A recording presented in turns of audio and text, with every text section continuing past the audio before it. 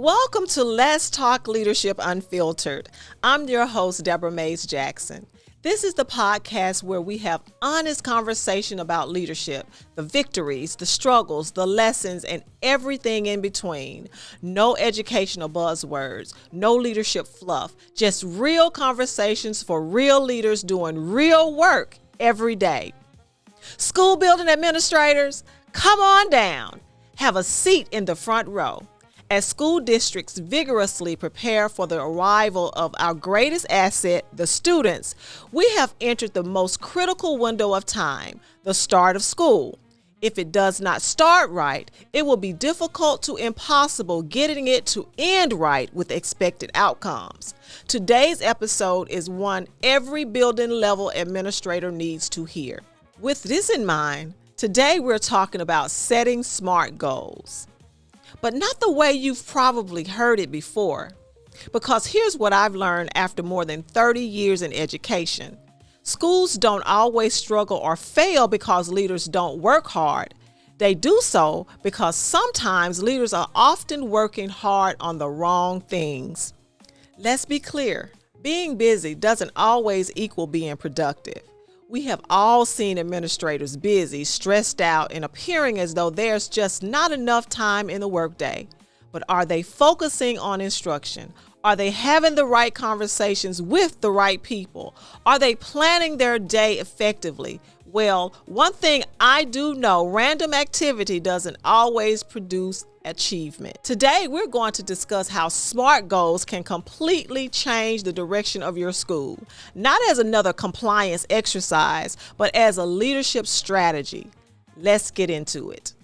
Well, we've all seen it. The beginning of the year, everyone gets together, the school improvement plan is written, goals are established, charts are printed, meetings are held, everyone is excited. Then school happens.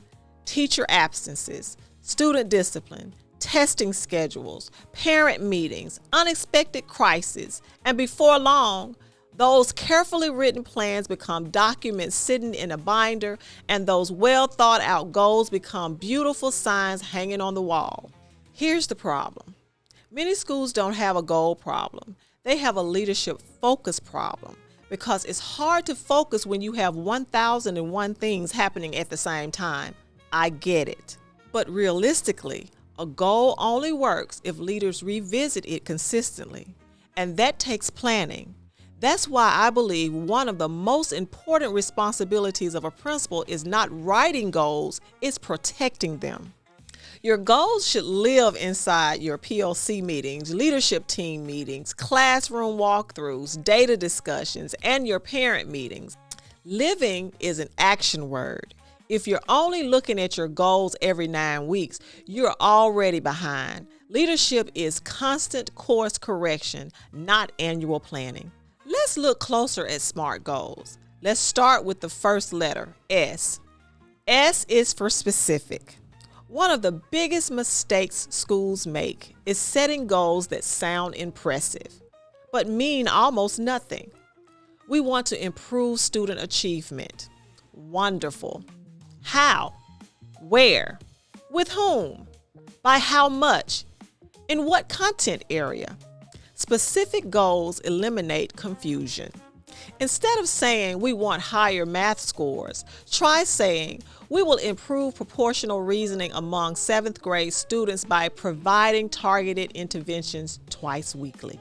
Now your teachers know exactly where to focus.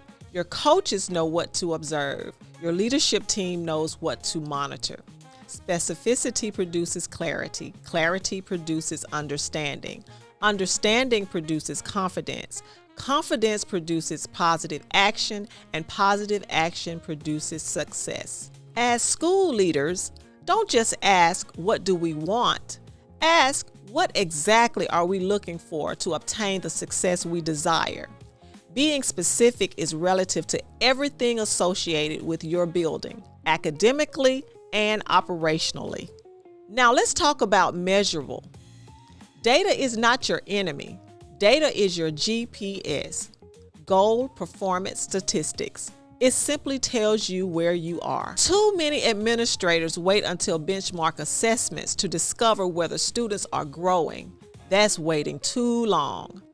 Great leaders monitor progress continuously using teacher-created assessments, exit tickets, common formative assessments, PLC conversations, student work.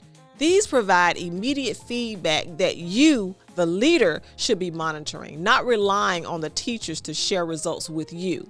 Here's something I've tried to explain repeatedly, and I really want administrators to hear. Every benchmark assessment measures different standards. Please don't compare benchmark 1 to benchmark 2 as though they measure identical skills. That's comparing apples to oranges in most cases. Example, if a student performed well on benchmark 1 and tanked on benchmark 2, the student may have had more background knowledge with the standards in benchmark 1 and found standards in benchmark 2 frustrating. That's skill-related knowledge, not fading performance. Therefore, we should track students' performance from benchmark to benchmark, expecting them to perform consistently or better, not in comparison to. Instead, track mastery of the standards taught during the instructional cycle. Compare teacher-created quizzes. Look for growth within those standards. Monitor instructional adjustments. That's meaningful data. Data should answer one question: what do we need to do next? Not who do we blame? There's a huge difference. Healthy schools use data to improve instruction. Therefore, your teacher feedback is vital to improve instruction. We'll talk more about that in another episode. Unhealthy schools use data to assign blame. Was the skill taught properly? Did the students put forth their best effort? Johnny was absent 4 days this 9 weeks. There are more blame questions, but I'm sure you get the picture. Now let's discuss achievable. Ambition is wonderful. Unrealistic expectations are not. I often hear schools say, we're going from a D to an A this year. Can it happen? Absolutely. But what will it take for that to occur? Let's remember what we worked with to obtain the D. Has much changed? What I mean is, has staff changed? Have students changed? Has the culture changed? Has the approach changed? I can go on and on and on. Again, it is possible with massive changes and daily focus, but leadership is not built on wishful thinking. It takes intensive, consistent work. Successful leadership is built on strategic planning. Think about climbing a staircase. Nobody jumps from the first step to the 20th. You climb one step at a time. Schools improve the same way, one step at a time. That's sustainable. One benchmark, one PLC, one intervention, one instructional adjustment, one teacher conversation, one student conference. One success builds another. Celebrate progress. Do not overlook small victories because you focused on the finish line. Every percentage point matters. Every struggling reader matters. Every improved classroom matters. Focus on the small increases rather than leaping 2 rating steps. Momentum creates confidence. Confidence creates consistency. Consistency creates the results desired. Now, let's talk about relevance. This may be my favorite part of the SMART goal. Every goal should answer one question: why does this matter? Not because the district says so, not because the state requires it. It matters because it produces positive outcomes for students. Let's remain focused on increasing student performance. Instead of saying we want higher growth, ask which students? What barriers exist? What interventions will make the biggest difference? For example, we will increase reading growth by 20% among our identified Tier 2 students. Now, 20% seems small to you, but it's achievable and realistic. When that goal is reached, the teachers, the students, and the school body will be ecstatic that they met a goal and will have momentum to reach higher with every assessment. Now your purpose becomes personal. Teachers know exactly who they are serving. Leaders know where resources belong. Your vision becomes meaningful. People don't commit to numbers. People commit to purpose. Finally, time. Every district administrator listening knows this truth. You only get one school year. You don't get extra instructional days. Every hour matters. Every walkthrough matters. Every PLC matters. Every coaching conversation matters. Every tutorial planned matters. You cannot be complacent with time because you won't get it back. So plan, invest, and prioritize the time you have each and every day. Without deadlines, goals become wishes. Time frames create urgencies. Instead of saying, we'll improve reading, say by the October benchmark, or before Thanksgiving, or within the next 6 weeks. Create checkpoints. Review progress. Adjust strategies. Celebrate wins. Then keep moving. As the leader, you cannot wait until March or even May to discover what did not work. Leadership is making adjustments in September, October, November, all year long. Your students' success depends on it. As we close today's episode, I want to leave you with one challenge. Most states have received last year's data. Hopefully, you've pulled your team together immediately to discuss the results. Pull out your current school improvement plan. Look at every goal and talk about the successes and the missed marks. After you have reviewed your results in comparison to your last year's written plan, ask yourself 5 questions. Was it specific? Could we measure it?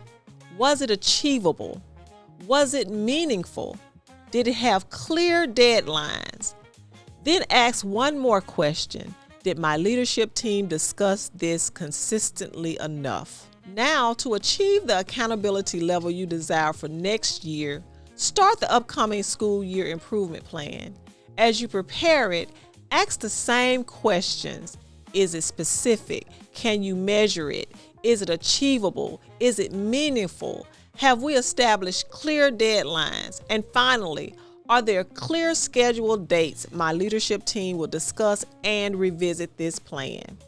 Because as the leader, your responsibility is not just about creating goals. Your responsibility is about keeping goals alive. Your teachers are watching your focus. Your students are living your decisions. And your school's success will always reflect what you consistently prioritize. Yes, it rests on you. Remember, SMART goals aren't paperwork. They're leadership commitments.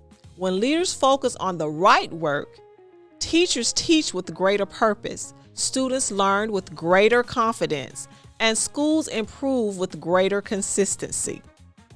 Thank you for joining me for another episode of Let's Talk Leadership Unfiltered. I pray that each school leader who is listening to this podcast has an outstanding start of the year and an even better end of the year, reaching your desired results for students. I pray you stay the course and lead with SMART goals integrated in your daily stewardship.